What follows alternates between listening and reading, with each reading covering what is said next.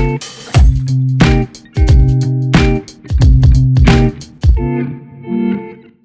there, I'm Ryan from Kinfolk Barbershop and Hair Replacement Studio, and we are joined today by Frazer from House Studio in Dundee.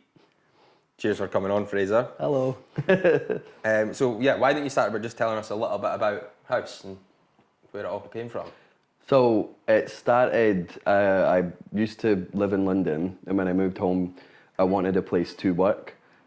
So I just kind of birthed the house from that. It wasn't originally supposed to be a business model. It was just a place for me to do clients. And the plan was that I was going to move to New York after maybe like 6 months to a year and then start renting it out. But COVID then happened and it snowballed into the business that I've got now. So it's been very organic. It's, I consider it and call it and describe it as a creative space because we don't operate like a traditional salon, and it's just a really fun place to work and a really nice place for all of us to just do hair and have fun together and still maintain a service, but create a new atmosphere for salons was how it's kind of snowballed. So.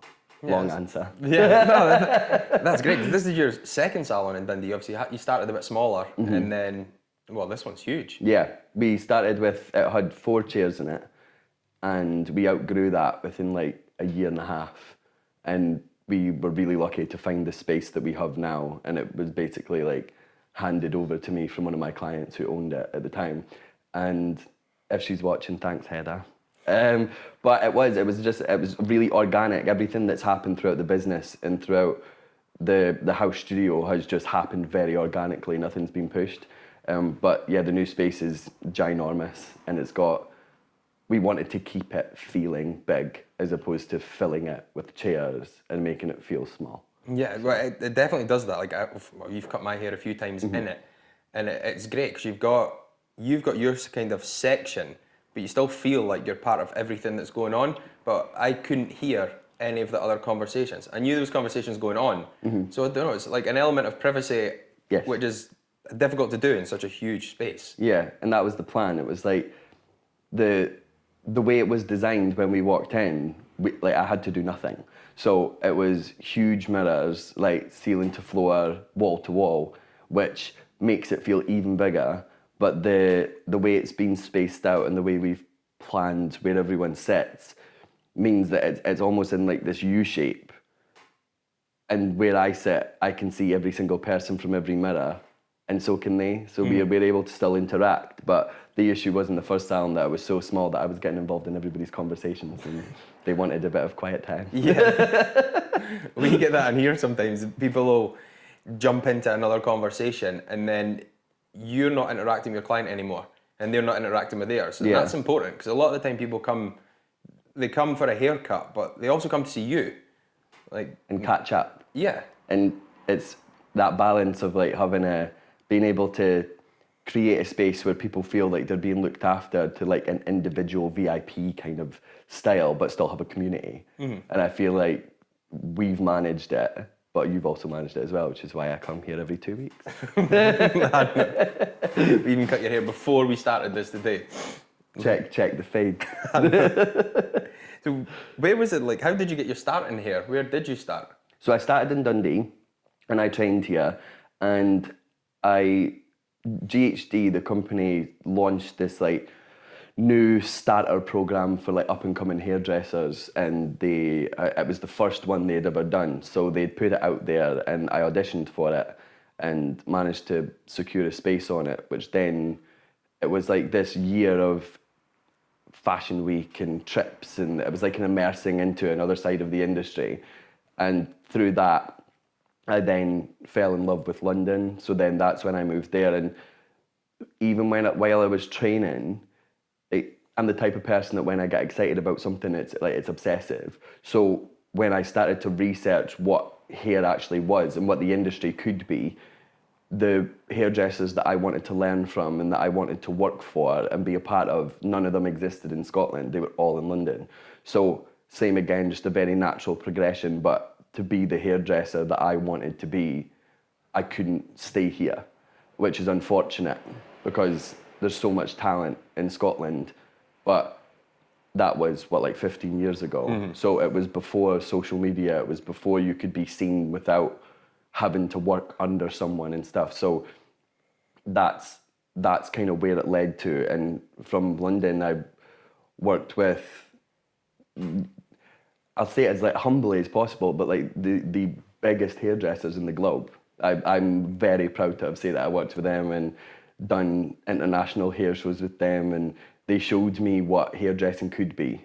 And the hairdressing could be whatever you make it, and you could become a superstar in an industry, but I was always called to home. There was always something inside that was this will never be your home.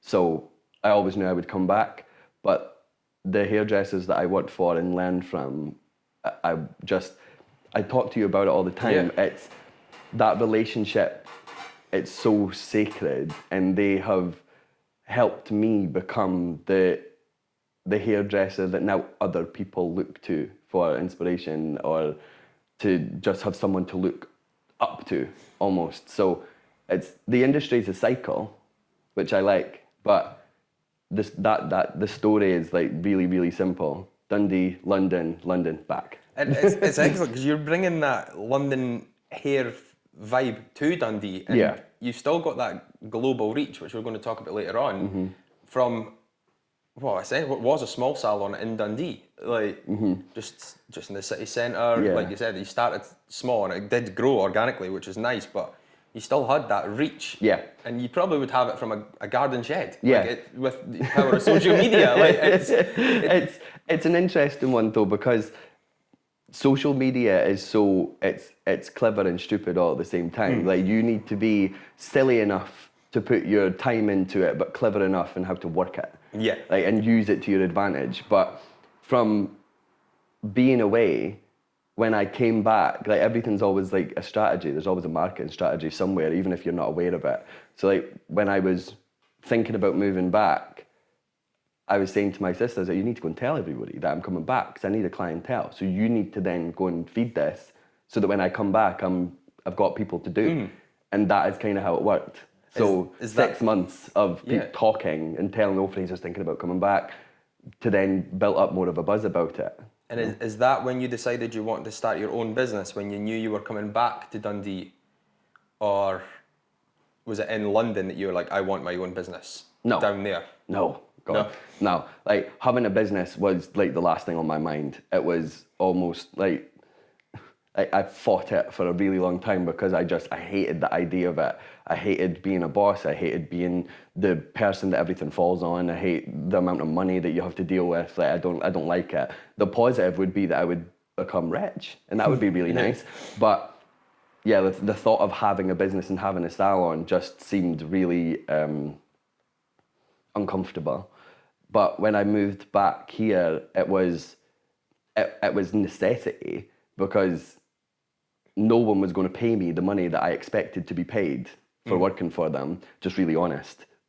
I wanted a very, very large sum of money every month, and no salon was willing to give me that, obviously, because they want to earn the most, which is fair.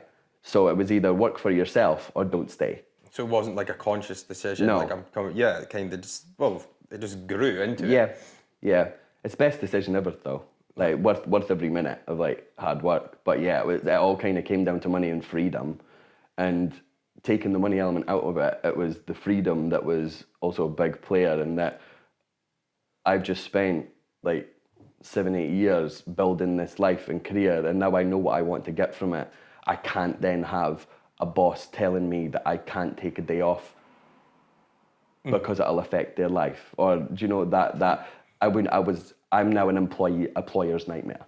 So that was the reason. Yeah, that's why a lot of people start their own business. Like myself, I walked out of numerous, 6, 7 jobs, however many, because I couldn't be managed, rightly or wrongly. Whether it was my fault, their fault, and I almost exhausted all my options. So I had to be self-employed to get what I needed and what I wanted from life, really. Yeah, I think as well, when you work for someone, You're working there because you love the brand or you love them. One of the two. Money comes second.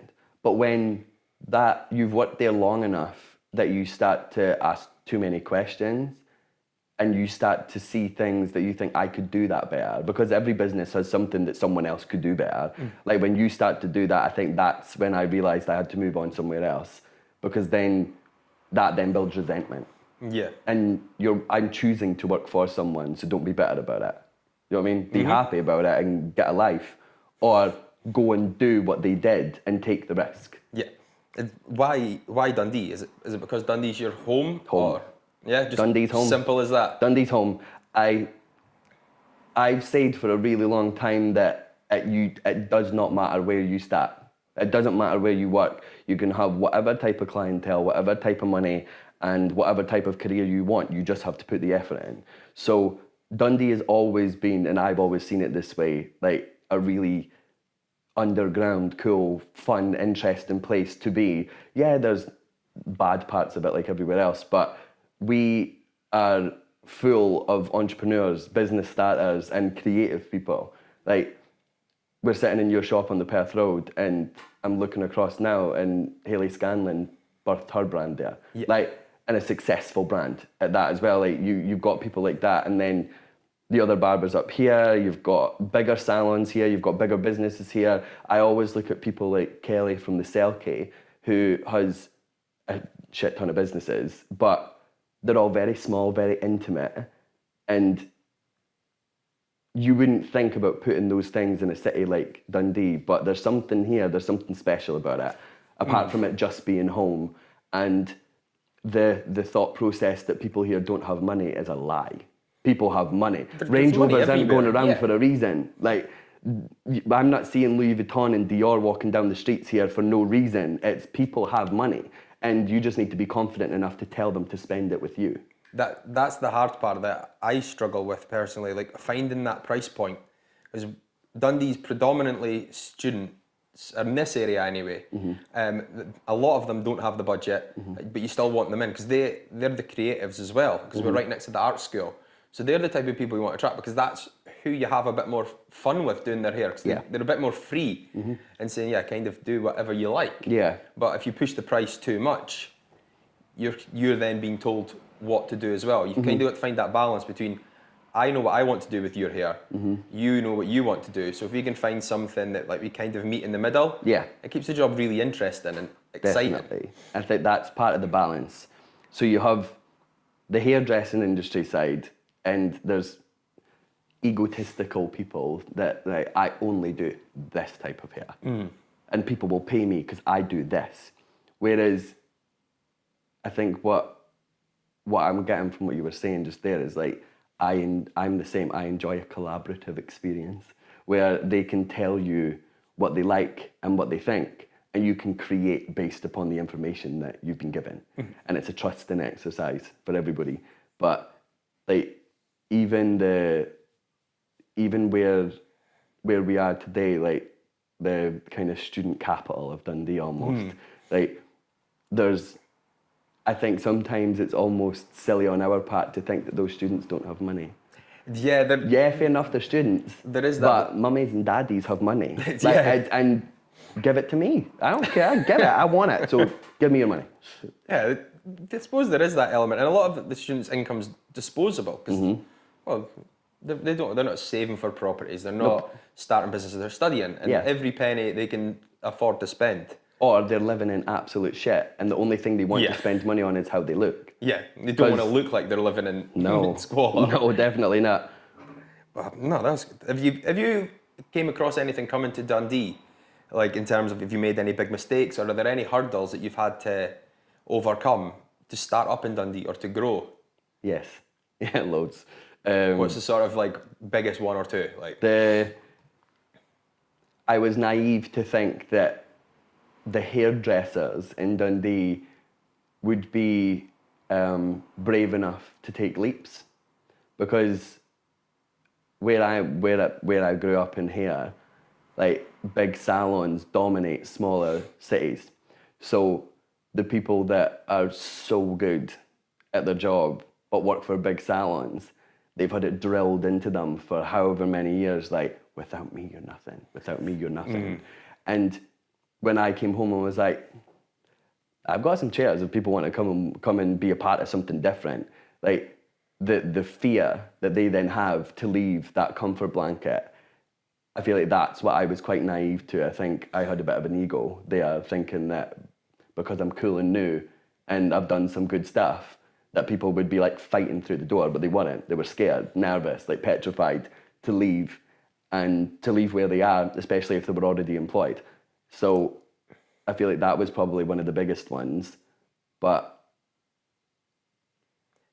go on. No, I'm saying, like, it is difficult, like, when people leave that security of a salon, but you would expect it maybe somewhere bigger, like London, for example. But in Dundee, you don't have the fear of losing clients as such, because the city's so small. You could move half a mile down the road, and that's probably about as far as you can really move, because it's not a big area. No. So your clients are always going to come. So having that fear, sometimes it is justified, but other times you're like, why? Yeah, like, I have no idea. And I feel like when every team member that's came to the house has never looked back. Like, every single one of them has came, and one of them, Anya, who I'm still really good friends with, she came from employment, got to me, went to self-employment. She then moved on to another salon that just was more beneficial for her, but she's still in self-employment. So I don't know anyone that takes the risk into self-employment and never goes back, because the juice is worth the squeeze. yeah, it's the freedom, like you were speaking about earlier, that you have being and the freedom to self-employed. make as much money as you decide is the biggest one. Like, that's the thing that keeps people grafting, is you don't have a boss or a manager telling you where the cap is. Yeah, we do that in here. We've got a chair rent, and the way I see it is they pay their chair rent for the week. So if they want to come in on a Sunday afternoon and do some haircuts, they've paid for the week. They have keys to the shop. If they want to stay all night, they can stay all night. So their earnings they're not capped. It's only as hard as they want to work. Yeah. And I personally like that attitude, because I like to work. Yeah. But then also the guy Daryl, he's moving house just now. He's dropping hours, and that's totally fine, because he knows he can make them elsewhere, or he doesn't even need to make them back if he doesn't want to, and he has the flexibility, which I like as well. I'm not taking 50%. I'm not taking a percentage. So once their chair rent is paid, the rest is it's up to them, and this is their little business within my business. Exactly. And the percentage thing doesn't work. Well, Like, it just doesn't work. If anybody's thinking about it, don't do it. because you operate on chair rent as well. Yeah, but and that's only recently. we started on the commission. We started because I still wanted to have a level of control. Wanted to have a handle on every single thing that goes on within the business. But that was also from my fear of, I'm inviting strangers into something I'm creating. What if they do something that messes it up? So I needed to have some level of control for the first year and a half, kind of. And I was supplying absolutely everything, like everything.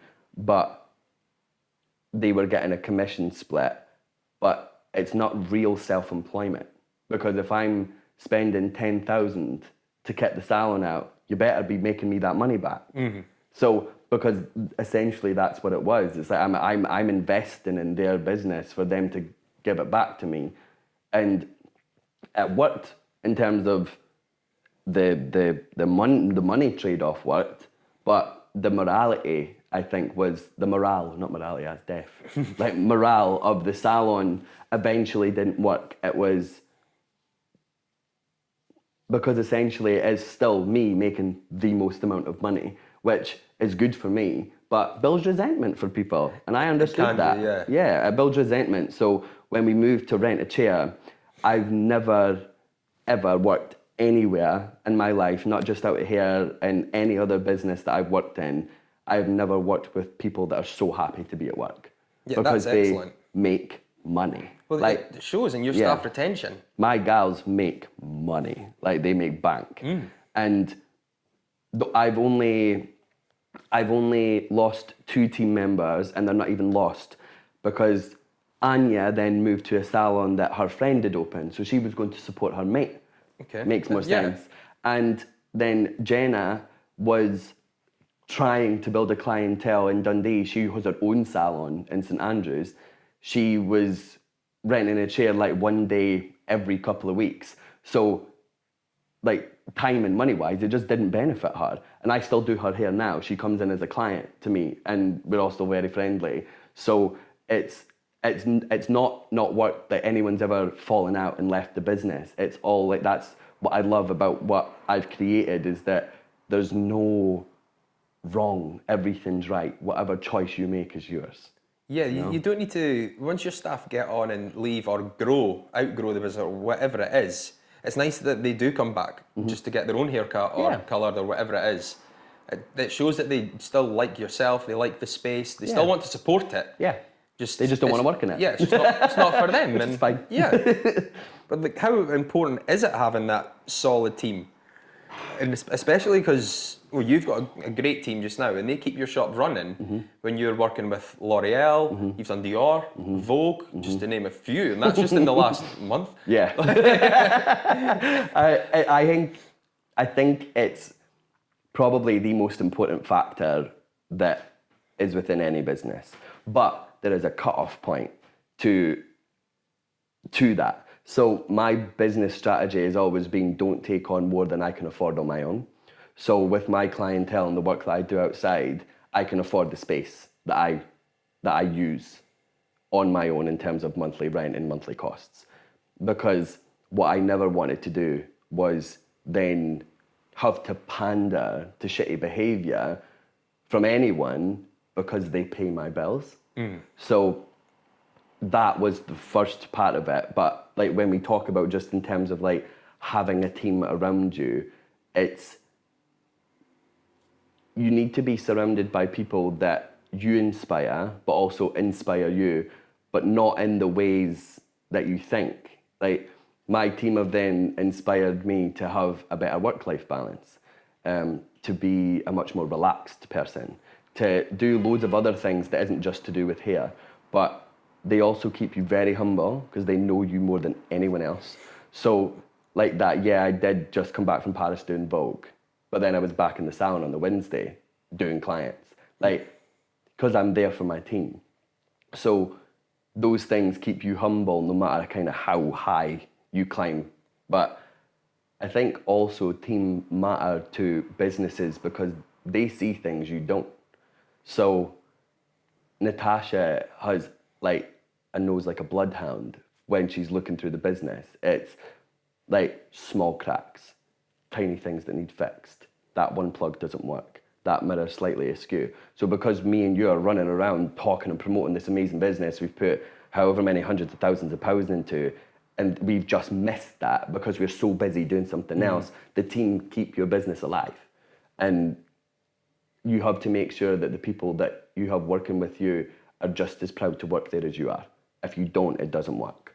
If they're there because it's easy or because it's cheap or whatever, that will never push your business further. And I was told throughout my whole career that self-employment, you cannot have a team. It's a lie. You definitely can. It's a lie, and they are lying to everybody. And I think what people need to realise is the people that say that are business owners who are also self-employed. So it all comes down to money, and you can make so much money as long as you're surrounded by the people who want you to succeed. Yeah, that's definitely the way of it as well. Like the guys in here, obviously that's all I can speak for, but their earning potential is huge, and it could even outgrow mine. Because I'm trying to reinvest and do all these things, even like that, see, like fixing the odd thing here and there, that costs money. Whereas like the young guy Alex, he's killing it just now. He's just starting out. He's not charging much for a haircut, but he's doing so well, and it's almost pushing me again. It's giving me like a fresh burst, and that's like you're saying about the work-life balance. Daryl's got a good work-life balance. Sometimes I think it's too far life and not enough work, but it works for him. That's your opinion, and it's and as long as he's paying, it's great to be around it. Exactly, it doesn't matter. He's paying his rent. He's happy. He's doing his thing, and it's good to kind of be in between that as well. Because if we all worked the same way that you and I worked, I'd never go home. No, but you would also like it was on a film or something, I can't remember when it was, that I watched it, but it stuck with me. It's like, if everybody's special, no one is. And you need every type of person to make a village, almost, let's call it that. So like, if every hairdresser or barber on the planet had the drive and ambition to go and open their own business, no one would ever work in a business. No, you would never have. You would have tiny little shops with one chair in them. That's all. 5 million shops with a chair, which just, it's a lot of work for a lot of shit. It's boring.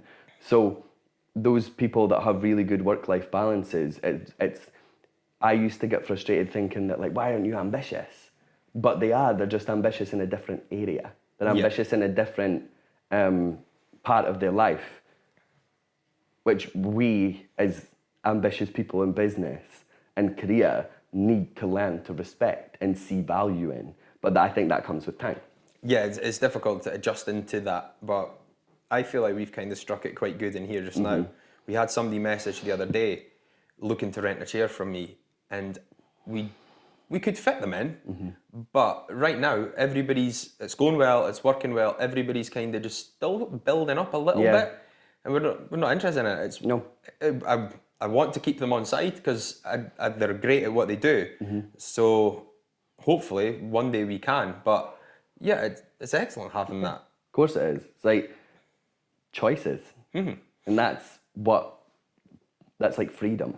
I mean, going back to talking about freedom, it's like if you have a business that's going so well that you can turn people away, it's just so positive for you, your team members, and everybody around you, because you're not grinding because you need it. You know what I mean? Yeah, it shows you're building something that people want to be a part of as well, which is really good. Because it's so hard in barbering and hairdressing to do anything different. Yes. Because it's been around for so long, and everybody thinks they're doing something different. Yeah. Like, everybody who sets out to do any form of business, like, everyone thinks their idea is better. Everyone thinks their idea is different. Everyone thinks that their idea has something special, but sometimes it just doesn't. And the business world, the industry, it will chew you up and spit you out if it's not good enough or you're not good enough. So no one needs to tell you that. It happens naturally and organically, and you see it with salons and barbershops all the time. They open for 6 weeks or 6 months and they shut down. Yeah, it does happen quite a lot. Too often, I think. Yeah.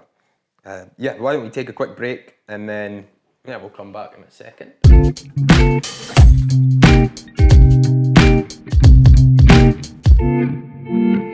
So we are back. Hold on. Let you sit down. Okay, go on then. So we're back. So we were talking about social media earlier, and you've also got a huge following on social media. It's huge in comparison. But one thing I've noticed as well about social media recently is a lot of people are focusing less on the followers and more the accounts that they're reaching. Like, we had a post recently, and I've got, I think it's 1,500 followers or something. It's quite small for a business, but yeah, that post reached something like 15,000 people. Yes. And occasionally we've reached over 30. I think the most is 36,000. Yeah. And that's huge. Huge. So like, how important is social media for you? It's gave me the life that I've wanted. So it's really important. You have to take it with a pinch of salt at the same time. So I care about it in the way that I care about going to work. So I use social media as a work platform, not so much. I give the people that follow me a glimpse into my life a little bit, but I don't want to be an influencer that is talking about the clothes I buy or the places that I eat. It's not like that. I only want to be recognised for what I do with my hands. So it's really important for my work and my career, because now it's an instant portfolio. So I don't know if you'll know it, but if you were going and wanting to do the fashion stuff, I would have had to go to agencies with a hard-backed portfolio and say, could you please use me? Okay. Whereas now, they find you through your social media, but you also need to showcase some aspect of your personality with it as well to get to the next stage of it.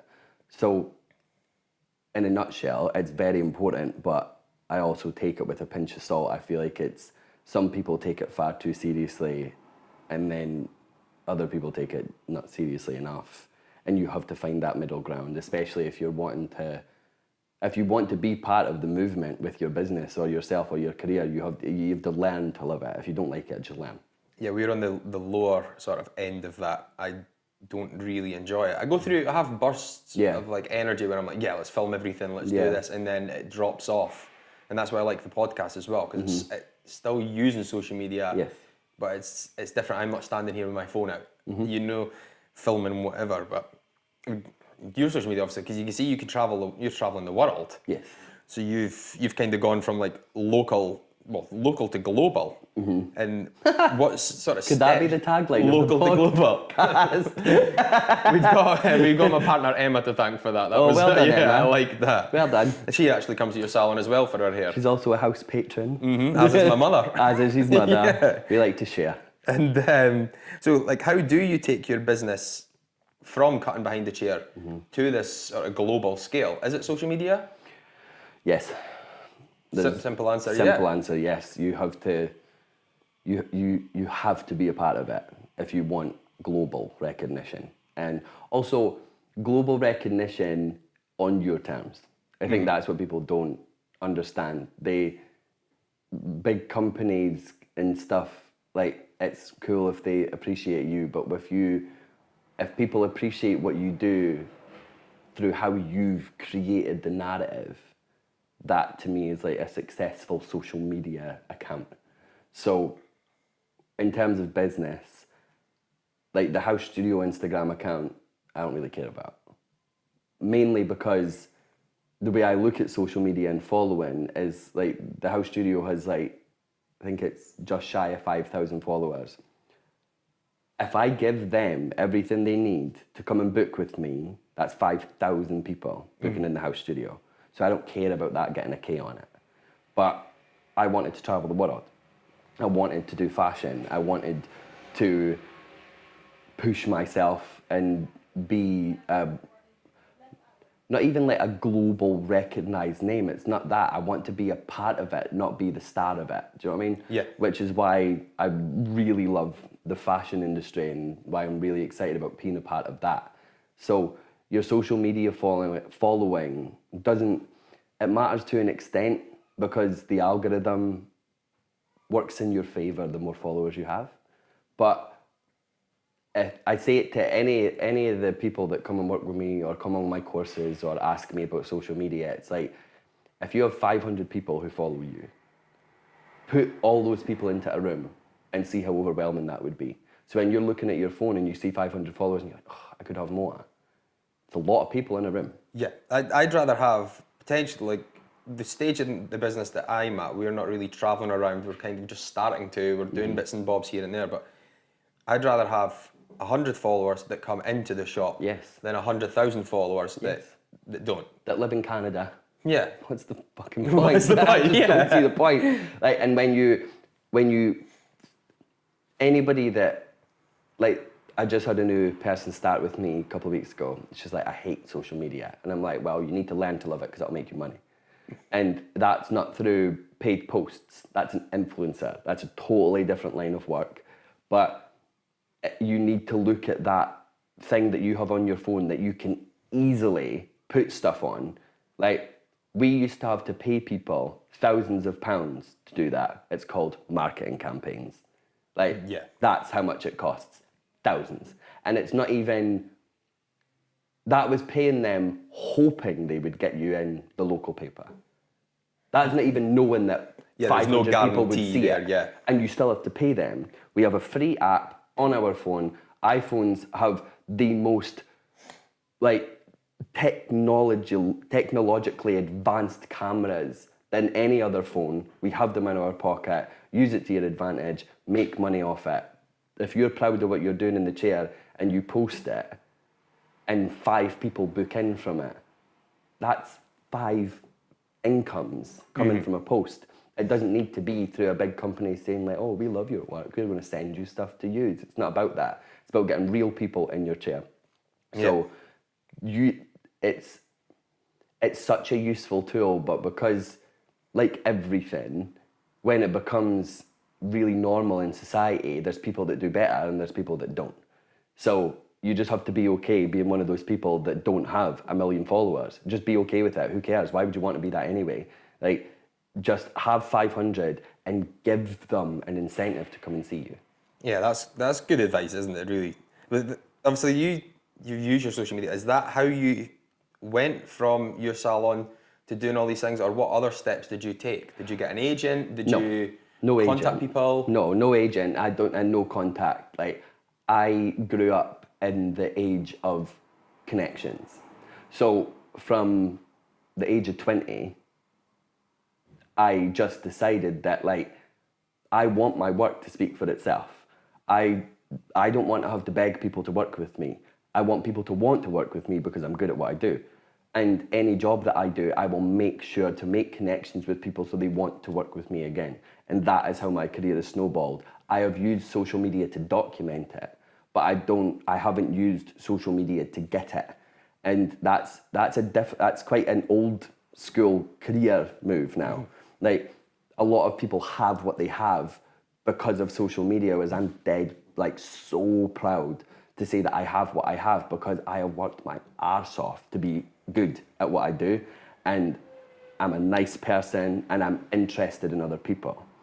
So I'm recognized in my industry, not for the following I have, because there's so many other people that have a bigger one.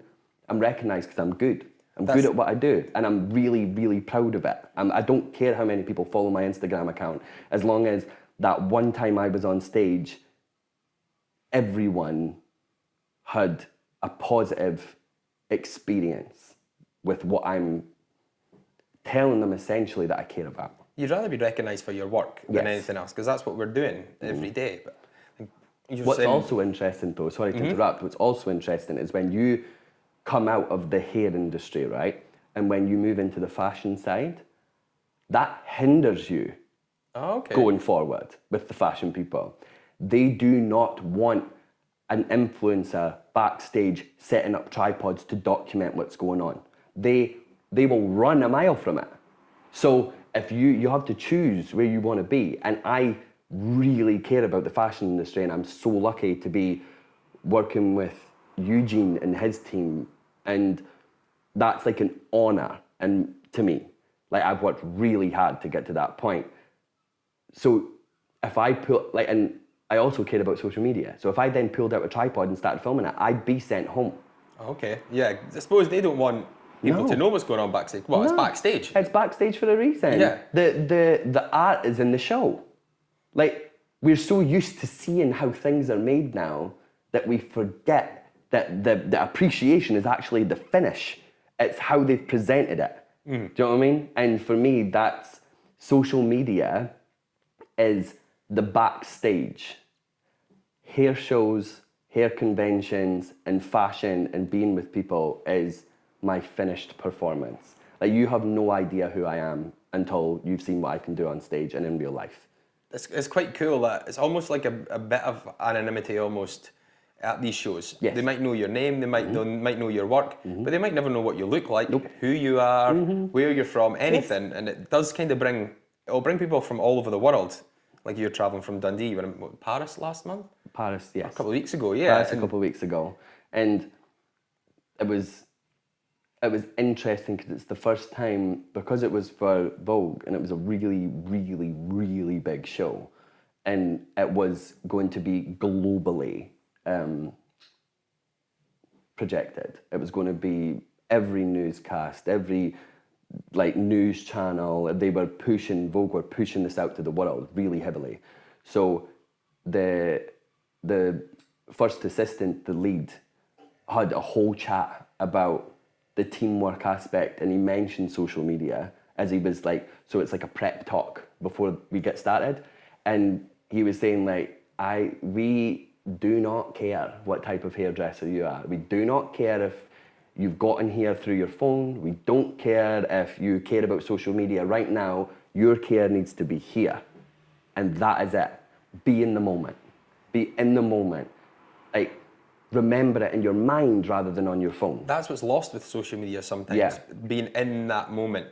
And even just in the moment of doing a haircut, you're not fully thinking about what you're doing, because you're like, right, have I been recording this for too long, or have I not got that angle right, or do I need to change the angle? Like, and it When you could start doing spoil a something service. like sick, when you're like doing something, you're like, oh, this is sick. The first thing we do is reach for our phone.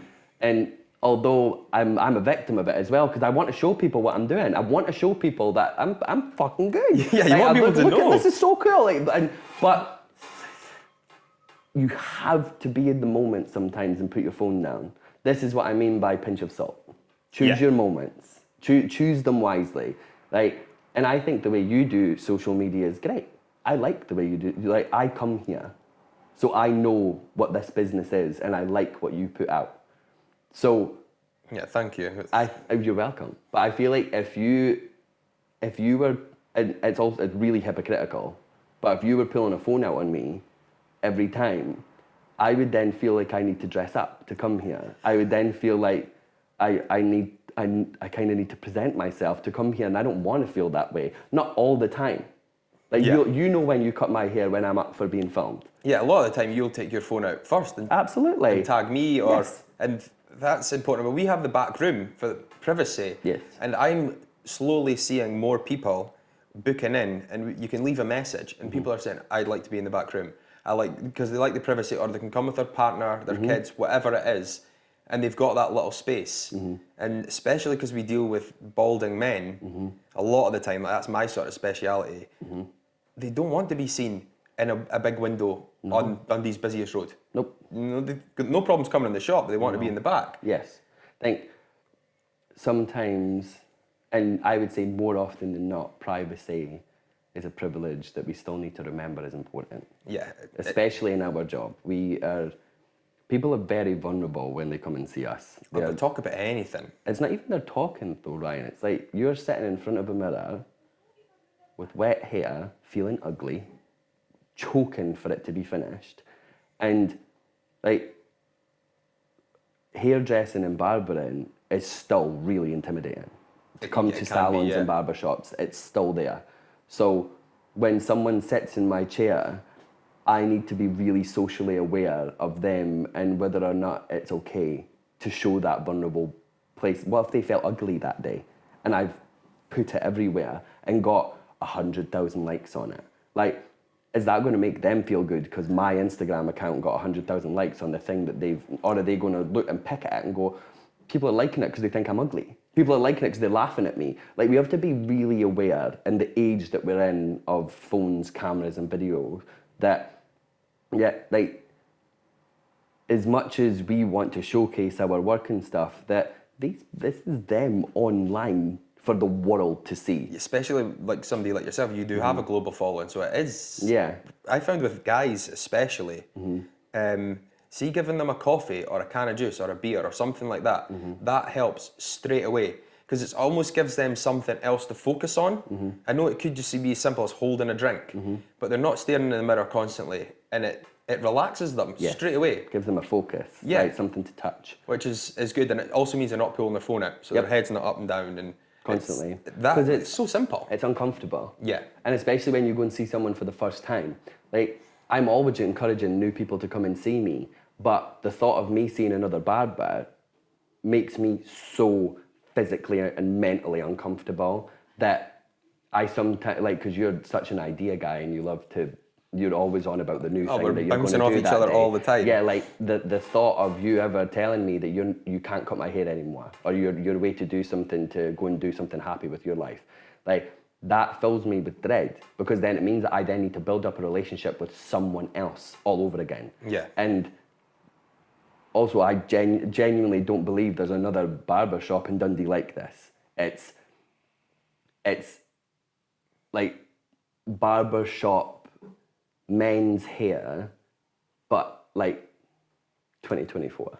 Yeah, we're not over. I don't like the masculine. I don't No. really like that word, but we're not. No. We're not really anything. We're just. You're so Colours neutral. are subtle. You're there's- neutral. Yeah. It's neutral. Like, and I think as a gay guy, like, barbershops are really intimidating to me, especially some of them, well, most of them that are, like, I know, it's funny because I end up looking like a barber with my tattoos and how I dress, but that thought of being in an environment like that and having to sit and get to know someone and all that kind of, it's so intimidating to me.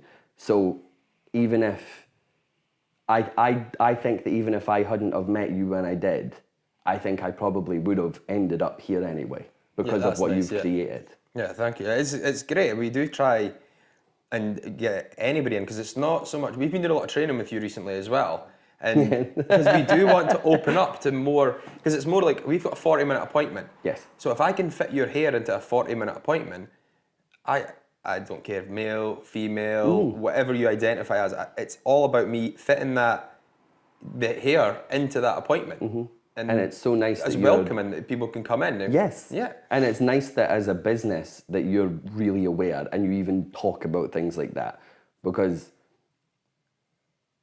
so it's remember, we're also coming into this new way of thinking, so it'll take a while. But the reason that salons and barbershops are separate is from years and years and years of men and women being separate.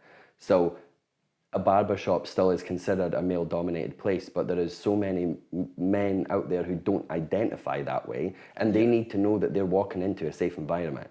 And sometimes that you might think that, okay, well, they'll go to a salon, but they don't want that look. They want the look that you can give them, the proper, let's just go, the fade, right? Like the most important haircut in a barber's arsenal. Like, you need to offer that to them and still let them be them. Yeah, Whereas it's really important. In traditional barbershops and a lot of the ones that I see throughout Dundee, it is still so masculine and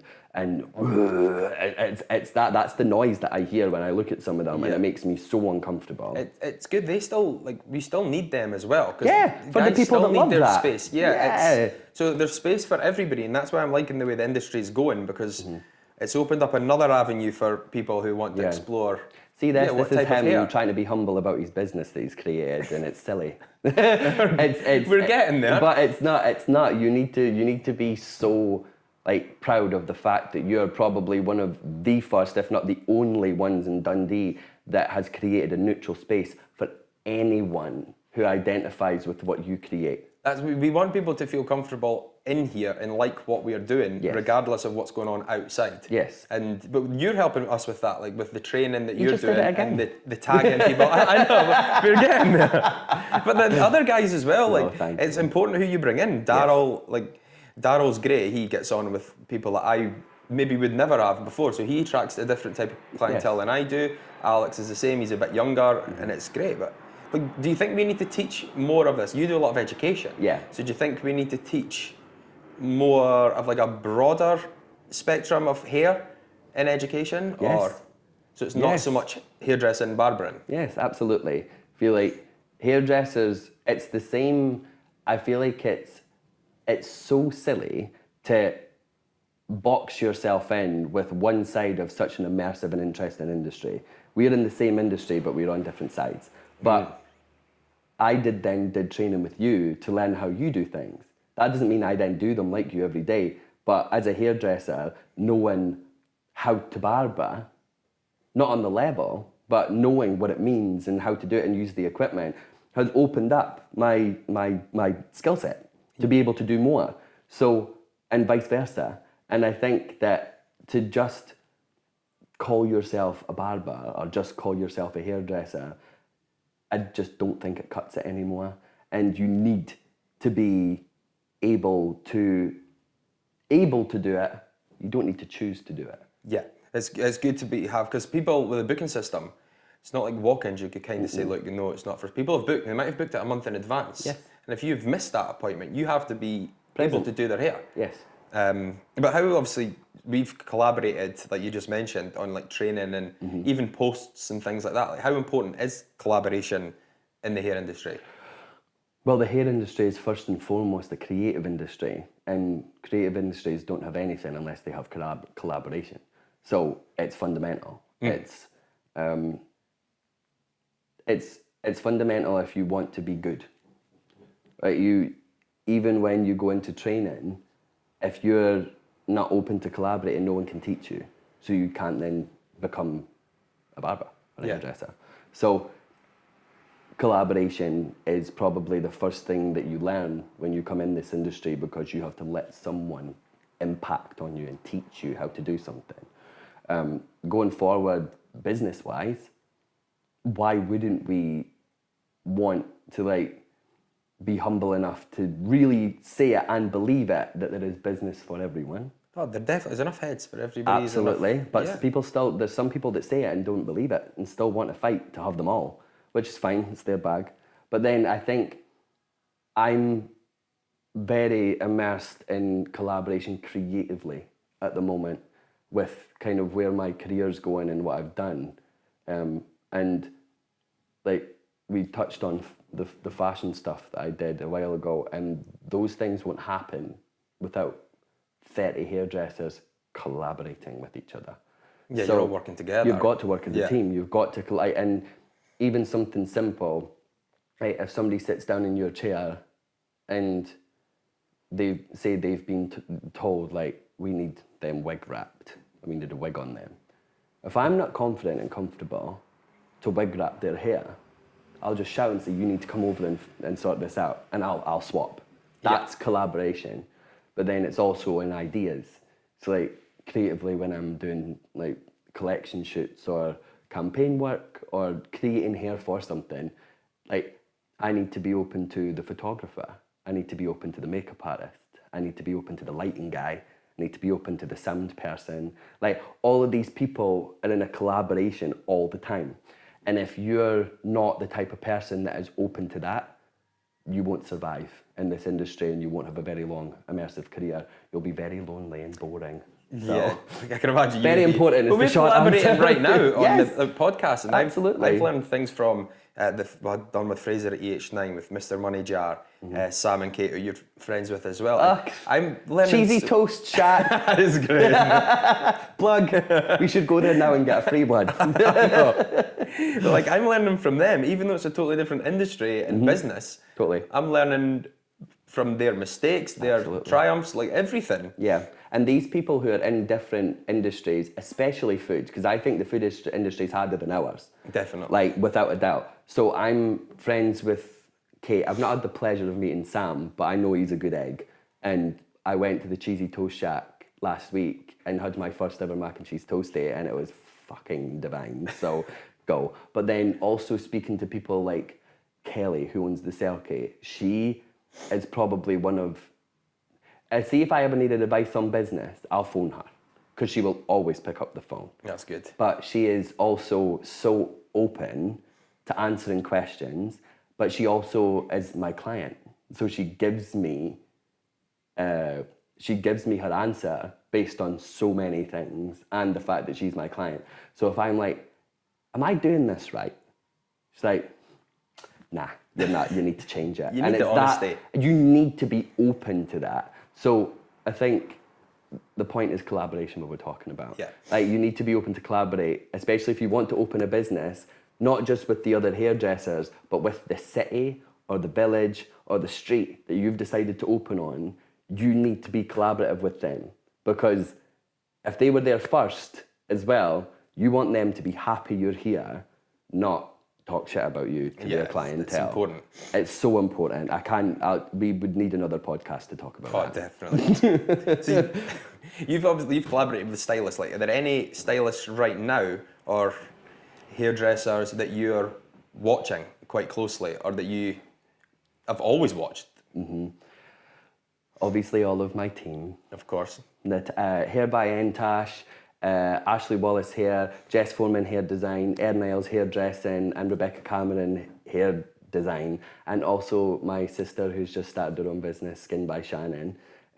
They're all people that I watch intensely and amazing. Like, I'd love them, but the people that I watch now are like, it depends on how I'm watching them. If I'm studying to learn, then people like Eugene, Guido, Sam McKnight, Leslie Jennison, Grace Dalglish, Marlon Hawkins, Charlie Gray, Josh LaMonica, and luckily all these people I would consider my friends too. So I always watch those people to learn, but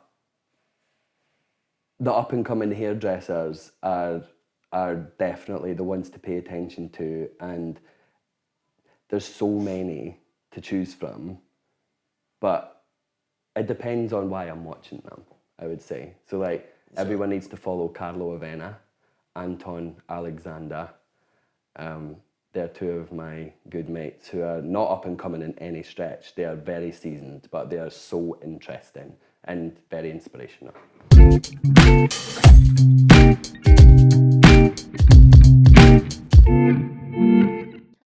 So we're back again. So Frazer, like, what are your future plans? Do you have any? With business or? Business, yeah. Business. No. No, I think future plan is just to keep it going the way it's going. Like, I'm so happy with how it is. I'm happy with how much money I make. I'm happy that the girls are happy. And the house studio, I don't really want to expand. I'm not that guy that wants 10 salons or anything. So business-wise, for the house, I would say no. But for myself, I would say that immersing myself more in the fashion industry and just to keep progressing and changing. That's good. It kind of follows your organic growth then. Yeah. Just see what happens. Yeah, future plan is to be open-minded. Brilliant. What, for anyone wanting to start up in the hair industry, but also just in a small business, what advice would you give them? Do it. Have fun. Don't take it too seriously. Make sure you're very good at what you do before you do it. If you don't think you're good enough, don't do it. Learn. Go and learn from people. Like, you won't make money in the first few years. You'll be in debt, so just accept it. And if you're planning on having a team, make sure they're happy, because if they're not happy, you won't be. Very nice. I know. And what advice would you have for me personally? Because you're a couple of years ahead of me in terms of like your own business. Okay. So knowing what you know about myself, from renting a chair to having my shop, yeah, and you know my sort of future plans, and that I'd like to travel a bit more and stuff. What advice would you give me?